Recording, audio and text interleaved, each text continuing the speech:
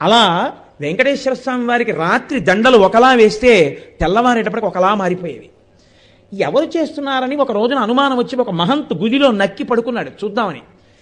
అర్ధరాత్రి అయ్యేటప్పటికీ అయ్యవారి పాలపీఠం దగ్గర రాయి తొలగి తేజోరూపంలో తరిగొండ వెంగమాంబ గారు వచ్చి హారాలు సరిచేస్తుంటే చూసి మూర్చిపోయాడు. ఇప్పటికీ తేజోరూపులై ఆనందనిలయంలోకి వెళ్ళి ఈశ్వరుణ్ణి సేవిస్తారు.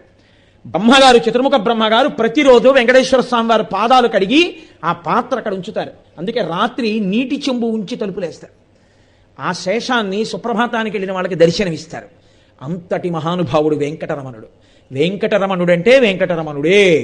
ఒకరా ఇద్దరా, ఎంతమందితో అనుబంధం. వారం రోజులు కాదు, కొన్ని నెలల పాటు వెంకటరమణుడు భక్తులు చెప్తూ వెడితే ఎన్ని యుగాలలో ఎంతమంది ఆ వెంకటాచల క్షేత్ర స్పర్శ చేత పునీతులయ్యారో, ఎంత ఆనందం పొందారో. ఇప్పటికీ నేను మీకు ఒక యథార్థం చెప్తాను.